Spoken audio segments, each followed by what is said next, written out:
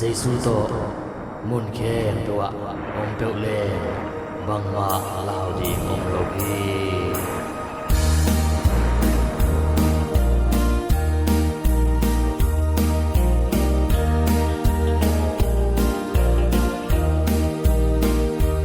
tang lai ta zila mi te salin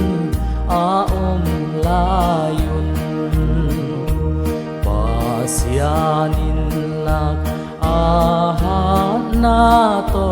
tui pi luang lai khol sa tui pi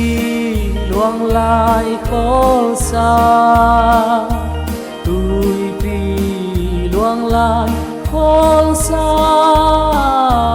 Giêsu to ông peo lên vang ma kỳ tạc nay keng tui pi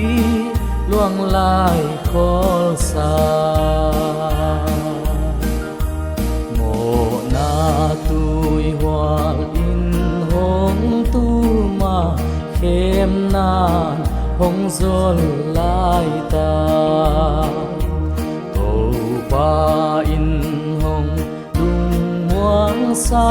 ka tui pi luang lai khol sa tui pi luang lai khol sa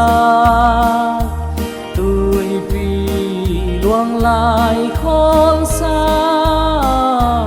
Giêsu to om teo lên vang ma kỳ tạc ni keng tui pi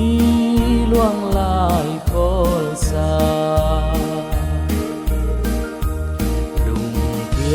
na le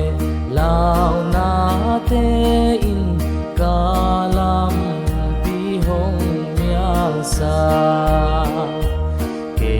hong kem hi a in na in tui pi luang lai khol sa tui pi luang lai khol sa luang lai khol sa Giêsu to om peo lên bằng ma kỳ tạc nay keng tui pi luang lai khol sa to pa o ka hun ve kwa na gam kong zua lai ta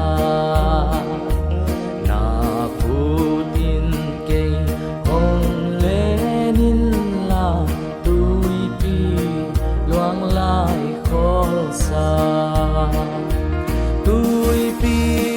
luang lai khol sa tui pi luang lai khol sa Giêsu to om peo lên bằng ma kỳ tạc ni keng tui pi luang lai khol sa